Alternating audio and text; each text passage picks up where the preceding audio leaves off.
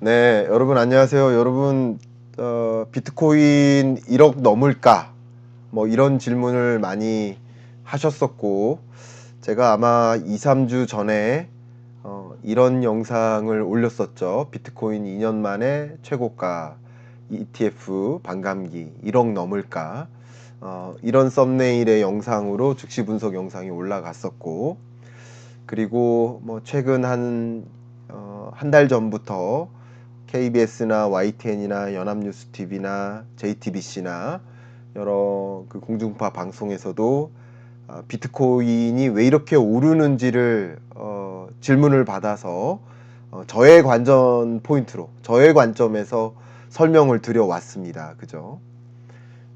그런데 오늘 1억 넘었고, 1억 넘어서 또 우리 김 작가님이나 뭐 부익남이나 또 여러 독자분들도 또 제 지인들도 그럼 1억 넘었으니까 2억 갑니까? 라는 질문을 하시더라고요.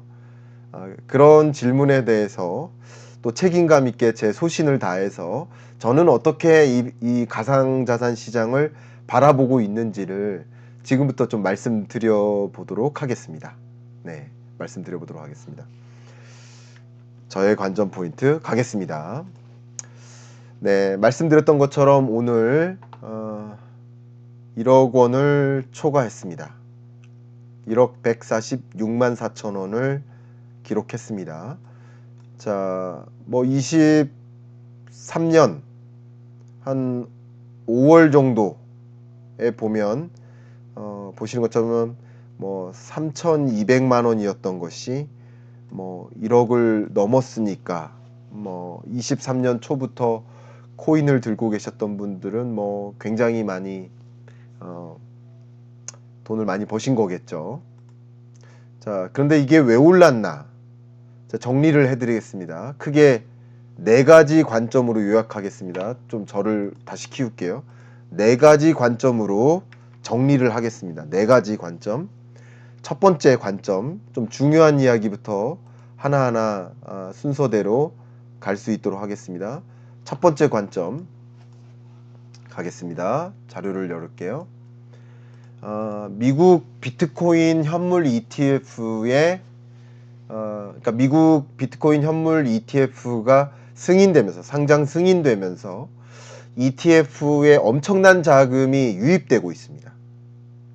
지금 전주 대비 200% 늘고 전주 대비 또 뭐 150% 늘고 이렇게 비트코인으로 정말 많은 ETF라는 간접 투자 방식으로 자금이 유입되고 있어요.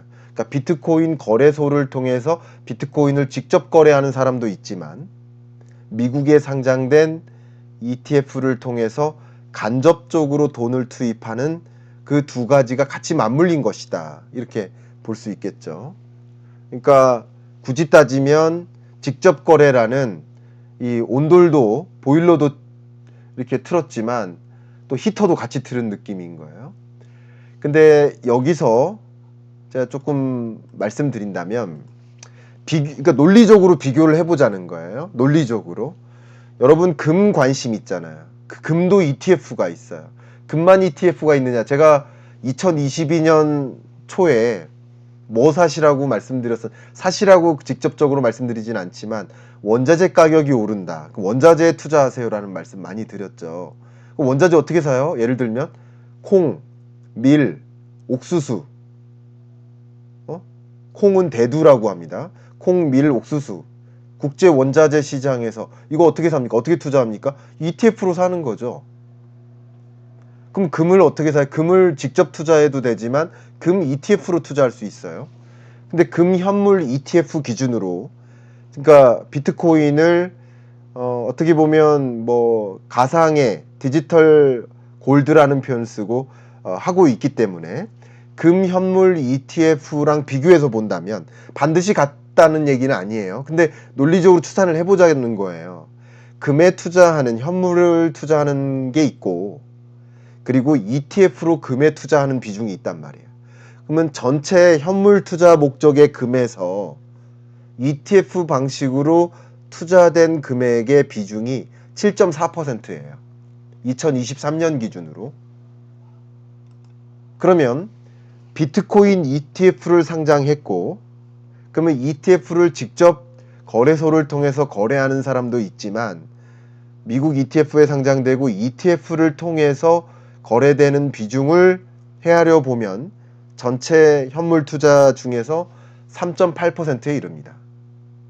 자, 그러면 금으로 본다면 7.4% 정도가 될 것이고, 비트코인 ETF로 들어온 금액은 전체 비트코인 투자 금액에서 3.8%니까 그냥 반드시 그럴 거라는 것은 아니지만 그래도 논리적으로 금만큼은 갈 수 있지 않을까라는 생각을 할 수 있어. 적어도 그렇게 본다면 아직도 약 한 3.5%포인트 2배가량의 ETF로의 자금이 더 유입될 수 있겠다라는 추정을 해볼 수 있겠죠. 그러니까 최대한 추정을 해보는 거예요. 논리적인 접근에서. 그래서 보는 겁니다. 그 다음 자료를 또 보여드리겠습니다. 그러니까 비트코인 ETF로 유입되는 그 인플로우를 보고 있는데, 뭐 정말 비트코인 현물 ETF로 많은 자금이 밀려 들어오고 있는데 이게 더 올라간다는 거죠. 그러니까 왜 올라가는지 또 논리적으로 이야기를 드려보겠습니다. 여러분 금융기관 중에 정말 유명한 뱅크 오브 아메리카, BOA라고 하죠.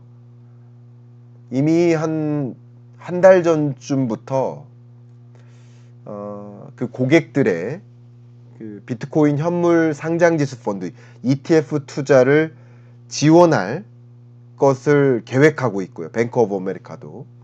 또 웰스파고, 정말 유명한 금융사죠. 웰스파고도 투자 자문인이나 또 온라인 플랫폼을 통해서 시장에 참여할 방법을 개설하는 과정에 있습니다. 모건 스탠리, 또 세 번째, 모건 스탠리도 지지난주부터 미국 증권거래위원회에 이미 서류를 제출했고요. 자사펀드가 비트코인 현물 상장지수 펀드에 투자할 수 있다라고 명시를 했어요. 그 서류에. 그러니까 제가 지금 말씀드리는 건 뭐냐면 기존에 미국에 상장된 ETF로 자금이 많이 유입되어 오고 있는데, 그죠? 근데 이거 말고 또 다른 금융기관들이 비트코인 투자에 관심을 보이고 있다는 말이에요. 그러면 ETF로 더 많은 자금이 유입되겠죠. 그런 관점에서 비트코인으로 어쨌든 현금 투자 유입액이 많아질 것이다 라고 보는 거예요. 첫 번째. 근데 이게 선물 ETF가 아니라 현물 ETF이기 때문에 금융기관이 ETF에 투자되는 자금이 있다면 자금만큼 ETF를 사야 돼요. ETF를 매수해야 돼요. 그러니까 그게 수요 공급이라는, 모든 가격은 뭐에 의해 결정돼요? 수요와 공급에 의해 결정돼요. 수요와 공급이 가격에 영향을 미치는 거예요. 그죠? 근데 ETF 상장이라는 것은 수요를 더 자극한다는 이야기인 겁니다. 그래서 설명드리는 겁니다.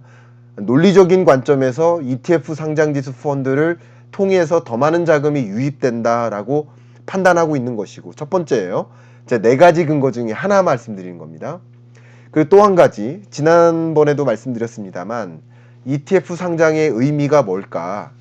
그러니까 미국 증권시장에서 세계의 자본주의의 심장과 같은 미국 증권거래위원회에서 비트코인을 이제 인정해 주겠다라는 거예요. 인정해 준다는 표현은 제가 오늘 이제 샤워하고 뭐 이렇게 뭐죠? 반팔 이렇게 입고 있지만 만약에 제가 이렇게 방송 나가서 타이까지 메고 이렇게 정장 입고 한 모습하고는 다를 것 아니겠습니까? 그죠? 그러니까 이른바 턱시도를 입는다. 그러니까 ETF 상장이라는 것이 갖고 있는 의미는, 그동안에는 비트코인은 가치가 없어, 가치를 환산할 수 없어, 무시돼도 돼 라고 치부해 왔었지만, 그러나 비트코인도 이제 자산이야, 거래되고 있는 자산이야, 인정해 줄 필요가 있어 라고 지금 받아들인 거라고 볼 수 있어요. 그러니까 무시받았던, 정말 허접한 옷 입고 있는 저처럼 이런 옷 입고 있는 사람이었다가 이제 번듯하게 이렇게 머리도 이제 왁스도 바르고 정장 입고 나오면 그 사람이 조금은 나아 보이잖아요. 마치 그런 거예요. 그러니까 상장지수 펀드 승인과 그리고 앞으로 더 많은 금융기관들이 이쪽으로 투자를 단행할, 간접 투자를 단행할 그 움직임까지 다 같이 생각해 본다면 그 거래소를 통한 비트코인 수요도 있겠지만 ETF를 통한 수요가 더 자극될 것이다 라고 저는 추산을 해보고 있는 겁니다. 그래서 비트코인 현물 상장지수 펀드, 이게 첫 번째 비트코인 가격이 올라갈 개연성이 아직도 많이 남아있다 라고 볼 수 있는 것이 되겠습니다. 자, 두 번째 근거부터 볼게요. 다 본 다음에 정리를 하겠습니다. 네 가지 근거를 다 보신 다음에, 자, 두 번째 근거 보겠습니다. 여러분이 주목하고 있는 바로 반감기입니다. 반감기의 개념이 뭡니까? 반감기의 개념을 가끔 오해하시는 분들이 계시는데, 비트코인 공급이 줄어든다, 이게 아니에요. 비트코인 공급이 줄어드는 게 반감기가 아닙니다. 반감기의 개념은 같은 노력을 들였을 때 채굴할 수 있는 비트코인의 양이에요. 그 양이 반으로 줄어든다는 거예요. 여러분, 중국에 채굴 공장 같은 거 많이 있잖아요. 비트코인 채굴하는 공장들이 있어요. 그러면 PC 하나를 돌려서 하나의 비트코인을 만약에 채굴한다라고 가정해 볼게요. 하루 종일 PC를 돌려서 하루에 하나의 비트코인을 채굴한다라고 해볼게요. 근데 이제는 이틀을 돌려야 하나를 채굴하게 된다. 이게 반감의 개념이죠. 근데 2009년에 그 채굴량 관점에서 발행 한도가 그때 보시면 50, 그리고 2012년 첫 번째 반감기 때 25, 2016년에 또 반 12.5, 2020년에 6.25, 그리고 올해 4월에 있을 반감기 때는 3.125로 또 반감된다는 거예요. 그죠? 이게 왜 있는 거냐면 비트코인의 발행 한도를 2100만 개로 제한하기 위해서 선택한 그런 방식이라고 볼 수 있고, 결과적으로 공급을 제약하는 요인이 됩니다. 아까 가격을 결정짓는 요인, 모든 가격은 뭐에 의해 결정돼요? 수요와 공급에 의해 결정돼요. 근데 앞에 말씀드렸던 ETF 상장지수 펀드는 뭐예요? 수요를 자극하는 것이고, 그리고 반감기는 뭐예요? 공급을 제약하는 거예요. 그 두 가지 다 비트코인 가격을 올려놓는 요인이 될 겁니다. 근데 반감기는 비트코인의 가치를 유지하고 희소성을 유지하기 위한 수단이 되는 거예요. 여러분, 다이아몬드가 왜 비싸요? 저 여기 물이 있는데 오늘 운동을 열심히 하고 와서 목이 마릅니다. 근데 이 물의 사용 가치와 다이아몬드의 사용 가치, 다이아몬드 있지도 않지만 다이아몬드의 사용 가치, 뭐가 더 높아요? 물의 사용 가치가 저는 훨씬 높아요. 근데 물은 1,000원 주고 사지만 다이아몬드는 1,000만 원 주고 살 수 있는 거예요. 그죠? 왜 그런 거예요? 희소하기 때문인 겁니다. 그러니까 결국 공급을 제약하는 것은 희소성을 자극한다라고 해석하시면 좋아요. 더 보도록 하겠습니다. 재밌죠?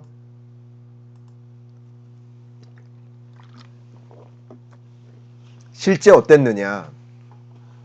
1차 반감기를 지나면서 2차 반감기를 지나면서 3차 반감기를 지나면서 가격이 반감기 이후에 6개월 또 혹은 1년 만에 가격이 급등하고, 2차 반감기를 겪으면서 또 6개월 1년 만에 가격이 급등하고, 3차 반감기를 또 겪으면서 또 6개월 1년 만에 가격이 급등하는 이런 현상을 우리는 본 거예요.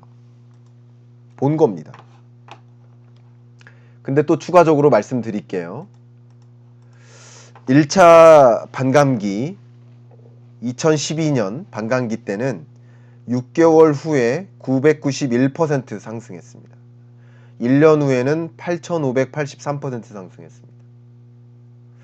두 번째 반감기가 있었죠. 2016년에 이때 6개월 후에 46% 상승했고요. 그리고 1년 후에는 331% 상승했습니다. 그러니까 첫 번째 반감기보다는 줄었죠. 상승률이 줄었죠. 그러니까 이게 학습 효과가 있어서 오히려 반감기 전에 산다. 그래서 먼저 상승한다. 이런 이야기들이 많이 돌았었어요.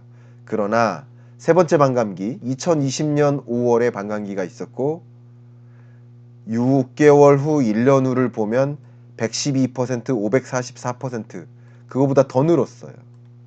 그죠? 이것에 제가 뭐 어떤 결론을 내고자 하는 이야기는 아닙니다. 결론을 여러분께 내드리고자 하는 것은 아닌데 지금 반감기를 겪으면서 우리는 계속 가격이 상승하는 흐름을 본 거예요. 그렇기 때문에 학습 효과가 있기 때문에 이번에도 반감기가 또 찾아오니 반감기 이후에는 가격이 올라갈 거야 라고 생각하는 투자자들이 또 몰리는 거죠. 지금. 다만 첫 번째 반감기 때는 반감기 이후에 비트코인 투자에 더 집중되는 돈의 흐름이 있을 수 있겠지만 지금 세 번의 반감기를 경험한 네 번째 반감기는 반감기가 찾아오기 전에 선행성이 더 강해졌어요. 이해가시죠? 그렇기 때문에 여러분이 기대하셨던 표현과 다른 말씀을 드릴 수 있습니다. 그렇기 때문에 지금 반감기가 오기 전에 투자 유입이 집중되다가 정작 반감기 때는 다시 빠질 수도 있다라는 이야기를 할 수도 있는 겁니다. 그것도 논리적 개연성이 있어요.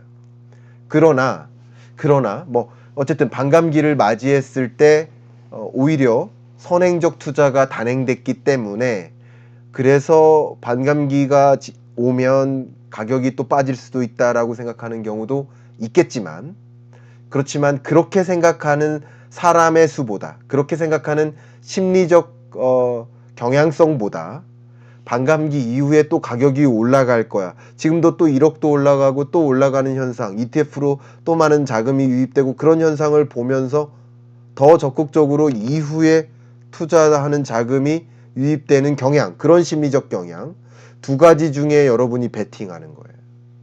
근데 둘 중에서 뭐가 더 가능성이 높을까라고 생각한다면 저는 그 심리적인 경향성을 봤을 때 지금도 이렇게 빨리 움직이는 경향이 있지만 반감기가 찾아올 때도 또 추가적으로 뭐 일부 조정이 있을 수 있지만 또 추가적으로 가격이 올라갈 거야 하는 생각을 심리적으로 할 거라고 봅니다. 반감기 두 번째예요. 자, 이제 네 가지를 다 말씀드리고 정리를 하겠습니다. 자, 세 번째는요, 바로 금리 인하입니다. 제가 이코노미스트로서 이 부분을 굉장히 강조하고 있고 제 채널에서도 오태민 교수님이 출연해서 뭐 정말 두 번이나 뭐 1시간 넘게 토론을 벌인 적이 있어요. 그죠? 근데 저는 저의 뷰로 말씀을 드리는데 저는 이 비트코인을 하나의 가상자산 시장이라고 보는 거고 또 주식시장도 있고 채권시장도 있고 부동산 시장도 있어요. 그러니까 정말 많은 시장이 있어요. 그리고 거시경제를 봅니다. 그죠? 실물경제적 모습. 자, 실물경제는 뭐예요? 소비, 투자, 수출 이런 게 실물경제예요. 금융경제는 뭐예요?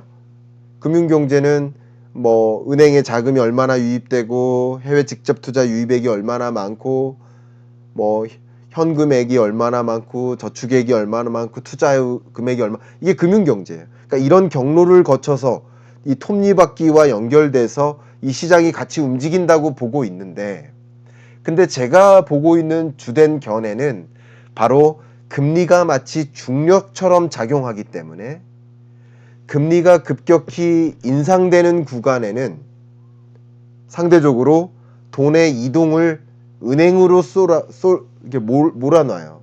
금리가 올라갈 때는 투자자들이 시장에 돈을 놓기가 불안해. 은행에 놓으면 안전해.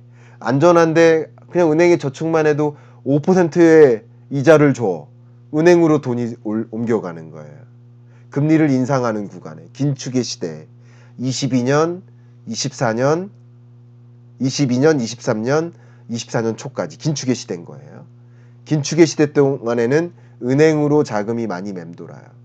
근데 금리를 인하하는 시점에는, 금리가 떨어지는 지점에는 결국 은행에 돈을 놓을 필요가 없겠구나. 은행에 돈을 놓을 바에는 부동산으로, 주식으로, 혹은 코인으로 옮겨가도 되겠구나 하는 돈의 움직임이 일어나는 거예요. 언제? 완화의 시대 때. 그런데 중요한 것은 24년 올해는 뭐예요? 긴축의 시대에서 완화의 시대로 건너가는 전환점이에요. 근데 지금 금리 인하 했습니까? 금리 인하 한 적 없어요. 제가 앞서 말씀드렸던 것처럼 금리 인하 시점은 24년 6, 7월이 될 것이다. 저는 그렇게 뷰를 갖고 있어요. 뭐 제 생각이 틀릴 수도 있겠지만 현재로서는 그렇게 보고 있어요. 6, 7월 정도로 가늠하고 있는데 지금은 아직까지 금리 인하하지 않았지만 주식시장은 먼저 움직였잖아요. 왜? 금리 인하에 대한 기대감 때문에. 선행지표예요. 주식시장은 선행합니다. 근데 또 주식시장보다 더 선행하는 게 뭐예요? 바로 가상자산이죠. 그러니까 위험성이 크고 변동성이 심한 그런 자본시장이 더 선행하고요. 그리고 상대적으로 위험성이 덜한, 뭐 공격적 투자이긴 하지만 주식시장도 선행성이 강해요. 외환시장도 선행성으로 보면 주식시장과 외환시장이 같이 움직여요. 같이. 정도면에서. 그런데 부동산 시장은 금리 인하 시점하고 실물 경제에서 실제 실질 금리가 떨어지는 구간에 부동산 시장으로 움직이는 경향이 강해요. 그러니까 그렇게 시장을 놓고 본다면 비트코인이 먼저 움직이는 이런 모습은 금리 인하를 앞에 두고 금리 인하에 대한 기대감이 먼저 선반영되는 모습이다. 이렇게 볼 수 있을 것 같아요. 그래서 이제 차트를 보여드린다면 2020년, 21년에 금리 급격히 인하하는 이게 무슨 시대예요? 완화의 시대 동안에. 이 금리 인하하던 이 시대 동안에는 비트코인 가격이 급등했었죠. 그리고 22년, 23년 동안에는 금리 인상 강하게 단행할 때 이 구간에 어땠어요? 비트코인 가격이 조정됐었죠. 그리고 23년 끝자락부터 먼저 움직이는 거예요. 주식시장이 움직이기 전부터 먼저 비트코인 가격이 움직이는 거예요. 어디로? 은행에서 비트코인으로. 선행성이 훨씬 더 강하다는 거죠. 빠르다는 거죠. 그렇게 저는 보고 있습니다. 그래서 완화의 시대로 전환되는 흐름 속에서 비트코인 가격이 올라가는 것이다. 이렇게 보겠습니다. 자, 이렇게 세 가지까지 말씀드렸고 마지막 네 가지입니다. 대망의 마지막 네 번째는요. 바로 불확실성이다. 제가 한 2, 3주 전에는 뭐라고 말씀드렸냐면 지경학적 분절화라고 했어요. 그거는 글로벌 경제가 뭐 여기저기 전쟁도 나고 타이완 해협 봉쇄 위협도 있고 미중 간의 갈등도 있고 이게 굉장히 불안하게 전개된다. 그죠? 북한이 막 공격하고 이렇게 불확실할 때 조금 더 안전자산 선호 현상이 집중된다라는 말씀을 드렸죠. 근데 그것과 동시에 자료를 보여드린다면 미국의 GDP 대비 부채 규모가 급격히 늘었어요. 그죠? 이 보시면 특히 코로나19 이후에 그러니까 미국만 그런 게 아니라 세계적으로 그랬습니다. 정부 부채가 그러니까 GDP는 뭐 지지부진하게 움직이는데 소위 말하는 그 정부 부채만 이렇게 늘어나니까 그러니까 이 비율이 급격히 늘어나는 거예요. 정부 부채 규모가 GDP 대비 엄청나게 늘어나는 구조다. 그리고 이것은 1970년부터 1790년부터 2023년까지 롱텀한 그림으로 정부 부채 규모가 늘어나고 있다라는 것을 보여드린 장표인데 최근 2023년 3월부터 24년 2월까지 최근 들어 정부 부채가 늘어나는 현상을 또 보여드릴게요. 보시면 정부 부채가 또 늘어나죠. 자, 이런 일로 인해서 뭐가 야기돼요? 미국 정부가 불안해요. 그래서 계속 부채 한도 협상을 놓고 타결이 미뤄지고 뭐 미국의 디폴트 현상이 있을 수 있다라고 하면서 걱정하고, 그것에 대해서 무디스는 미국에 대한 신용평가 등급에 대한 전망을 부정적으로 바꾸고, 그런 것들이 다 뭐예요? 불확실성이 고조되는 거예요. 그러면 자, 이렇게 금리를 인하하는 시점이 곧 도래한다 라고 했을 때, 그러면 은행에 돈을 둘 바에는 이제 금에 투자하는 게 맞겠구나, 불확실할 때는 안전자산을 선호하고 싶어, 이런 거예요. 미국 정부가 무너져도 세계 뭐 3차 세계대전이 일어나도 금은 남아있지 않겠어, 이런 생각인 거예요. 그러니까 안전자산 선호 현상이 집중돼요. 그러면 코인 가격은 이거랑 무슨 상관이냐? 코인은, 가상자산은 그 어떤 거보다도 극단적인 위험자산 아니냐? 맞아요. 자, 근데 설명드리겠습니다. 금은 가장 극단적인 안전자산이에요. 그리고 비트코인과 같은 가상자산은 가장 극단에 있는 이 위험자산입니다. 그 다음 위험자산이 주식, 뭐 그 다음 위험자산이 부동산, 그리고 뭐 금, 이렇게 될 것 같아요. 위험의 정도를 놓고 본다면. 근데 제가 아까 말씀드린 게 뭐냐면, 가상자산은 위험자산 맞지만 그 위험한 정도가 1에서 100까지 위험한 정도로, 금은 1, 비트코인과 같은 가상자산은 100이라고 했다면 위험한 정도가 100이었다가 90으로 줄어든 거예요. 물론 주식은 70입니다. 예를 들어서. 근데 여전히 공격적 자산인 건 맞지만, 제가 항상 경제를 보실 때 뭐라고 했어요? 스냅샷으로 보지 마시라고. 여전히 위험자산 아니냐, 이렇게 보시는 게 아니라 위험자산의 정도가 그래도 그 위험성이 100이었다가 90으로 줄어드는 거 아니냐 라고 보실 필요가 있는 거예요. 그 위험자산이 왜 위험성이 떨어지느냐, 안전자산화 되는 거냐 라는 질문에 대해서는 앞에 말씀드렸던 ETF 상장이라든가, 특히 요즘과 같은 지경학적 분절화 과정 속에서 뭐 예를 들어서 돈을 급하게 어디로 안전하게 송금한다든가, 돈을 어떤 형태로 갖고 있는다든가, 현금도 불안해 할 수 있겠지만 비트코인을 뭐 러시아나 아니면 중국이나 어디로 송금하는 거 보세요.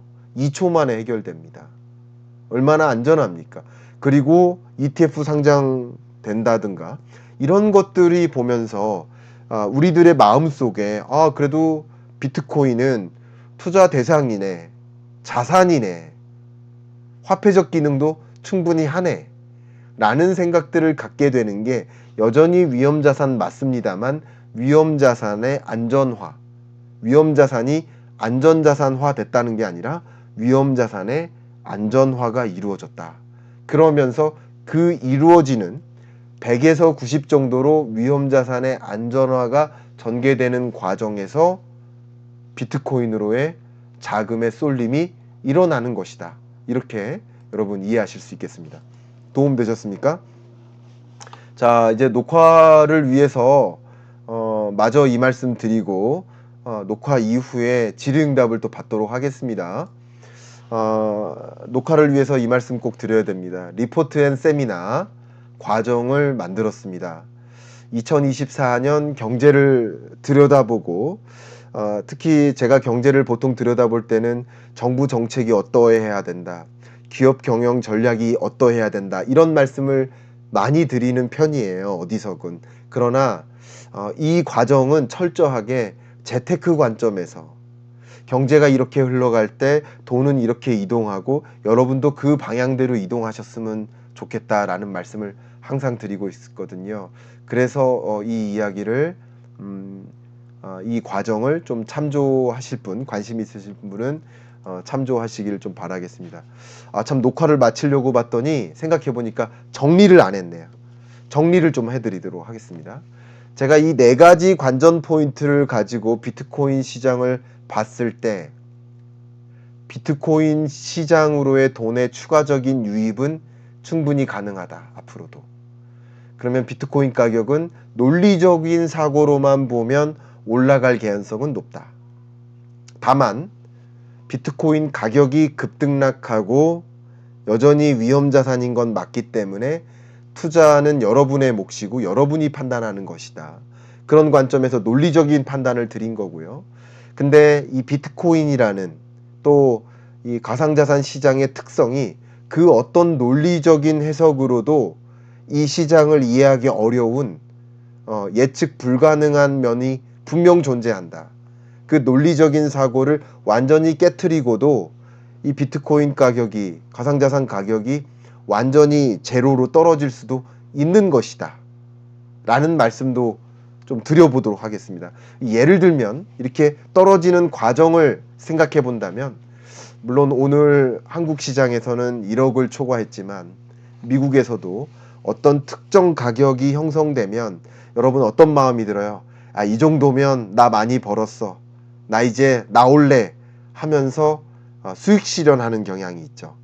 그런 과정에서 어떤 특정 나름의 목표가가 있다라고 한다면, 달러 기준으로 목표가가 있다고 한다면 그 목표가를 실현했을 때 또 대거 이제 수익 실현했어 하면서 이탈하는 경향이 있어요. 그런 과정에서 또 무너질 수도 있는 거예요. 이런 식으로. 그러니까 물론 비논리적인 영역마저 논리적으로 해석해 보려고 노력하는 것 뿐이지만, 물론 제가 해석할 수 없는 그 어떤 비논리적인 일 때문에 언제든지 무너질 수 있는 겁니다. 다만 이것은 어디에 베팅하느냐는 여러분의 몫인 거예요. 난 논리적으로 접근한 그것이 맞다라고 베팅하신다면 가상자산에 투자하는 것이고, 그 논리적인 것으로서 비트코인을 어떻게 신뢰할 수 있어? 라고 생각하시면 이쪽에 베팅을 하는 게 맞는 거죠. 그죠? 그 베팅은 여러분의 몫이고 여러분이 의사결정하는 것이지만, 저는 어쨌든 이 자본주의 시장, 자본주의 하에서 이 시장의 움직임을 최대한 이 경제학 교과서에 나와 있는 이론적 접근으로 비트코인 시장을 한번 분석해 본 것이고, 제 이론적인 분석이 한계가 분명히 있을 수 있으니까 투자는 여러분 스스로 유의해서 하시기를 좀 추천드리도록 하겠습니다. 자, 이상 녹화 마무리하겠습니다. 감사합니다.